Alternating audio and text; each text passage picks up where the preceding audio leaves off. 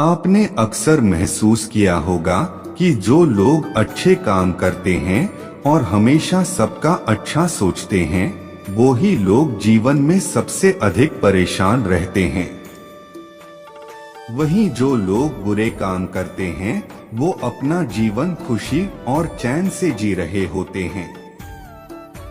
अच्छे काम करने वालों को आखिर इतनी परीक्षा क्यों देनी पड़ती है, जबकि जो अधर्म की राह में हैं, वो ही अधिकतर खुश रहते हैं और जिंदगी का लुत्फ उठा रहे होते हैं। अगर आपके मन में भी यह सवाल कभी आया हो, तो आज हम आपको इसका जवाब देंगे। ये जवाब वो है जो भगवत गीता में लिखा है और श्री कृष्ण ने अर्जुन को दिया था। भगवत गीता में वर्णित कथा के अनुसार जब भी अर्जुन के मन में कोई दुविधा उत्पन्न होती थी, तो वो श्री कृष्ण के पास पहुंच जाते थे। एक बार की बात है, अर्जुन श्री कृष्ण के पास जाकर कहते हैं कि वो किसी बात को लेकर परेशान हैं और इसका जवाब वो श्री कृष्ण से चाहते हैं। श्री कृष्ण ने पूछा, सवाल क्या है? अर्जुन ने कहा, मुझे यह जानना है कि अच्छे लोगों के साथ हमेशा बुरा ही क्यों होता है, वहीं बुरे लोग खुशहाल होते हैं।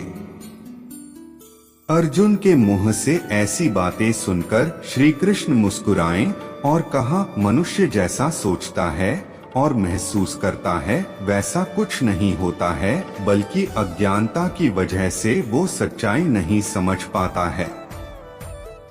अर्जुन उनकी ये बात समझ नहीं पाए।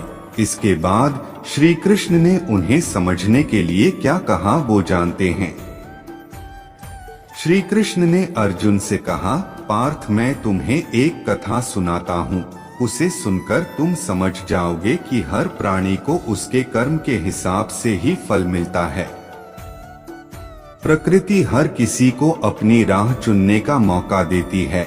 अब वो मनुष्य की इच्छा पर निर्भर करता है कि उसे धर्म की राह चुननी है या अधर्म की कथा शुरू करते हुए श्री कृष्ण ने कहा, एक नगर में दो पुरुष रहते थे। एक पुरुष व्यापारी था जिसके जीवन में धर्म की बहुत महत्ता थी।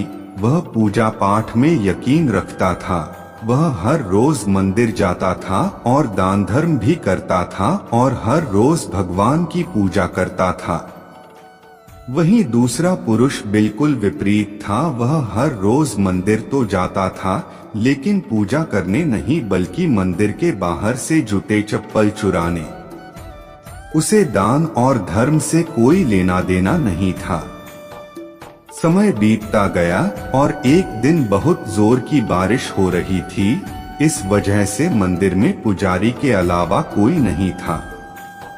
यह बात जब दूसरे पुरुष को पता चली तो उसने सोचा कि ये सही मौका है मंदिर का धन चुराने का। पंडित से नजर बचाकर उसने मंदिर का सारा धन चुरा लिया। उसी समय धर्म कर्म में विश्वास रखने वाला व्यक्ति भी मंदिर पहुंचा। दुर्भाग्य से मंदिर के पुजारी ने उसे ही चोर समझ लिया और चिल्लाने लगे। वहां लोग एकत्र हो गए और उसे बहुत मारा। किसी तरह वो खुद को बचते बचाते वहां से निकला तो दुर्भाग्य ने उसका साथ वहां भी नहीं छोड़ा। मंदिर के बाहर वो एक गाड़ी से टकरा गया और घायल हो गया। फिर वो व्यापारी लंगड़ाते हुए घर जाने लगा तो रास्ते में उसकी मुलाकात उस पुरुष से हुई जिसने मंदिर से धन चुराया था। उसने कहा, आज तो मेरी किस्मत चमक गई, एक साथ इतना सारा धन मिल गया। ये सब देखकर उसे बहुत बुरा लगा और उसने अपने घर से भगवान की सारी तस्वीरें निकाल दी। कुछ सालों बाद दोनों पुरुषों की मृत्यु हो गई। मरने के बाद जब दोनों पुरुष यमराज के पास पहुँचे और भले पुरुष ने दूसरे व्यक्ति को देखा तो उसे बहुत गुस्सा आया। उसने क्रोधित होकर यमराज से पूछ ही लिया, मैं तो हमेशा अच्छे कर्म करता था, दान में विश्वास रखता था। उसके बदले जीवन भर मुझे अपमान और दर्द ही मिला, और इस व्यक्ति ने हमेशा बुरे कर्म किए फिर भी इसे नोटों से भरी पोटली। आखिर ऐसा भेदभाव क्यों?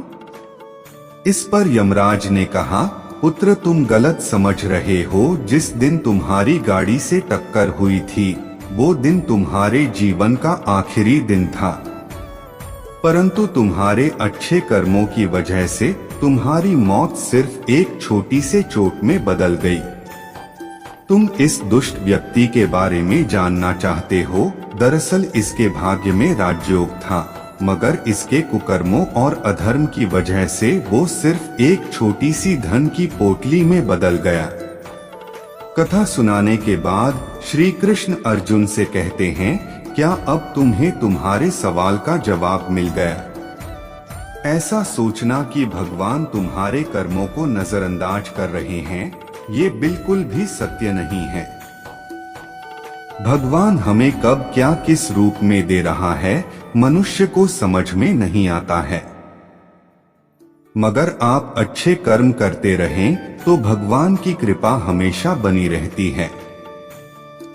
इसलिए अपने अच्छे कर्मों को बदलना नहीं चाहिए, क्योंकि उसका फल हमें इसी जीवन में मिलता है। इसलिए मनुष्य का फर्ज है कि वो हमेशा अच्छे कर्म करता रहे, क्योंकि श्री कृष्ण ने गीता में भी बताया है कि किसी के द्वारा किया गया कर्म बेकार नहीं जाता है, चाहे वो अच्छा हो या बुरा।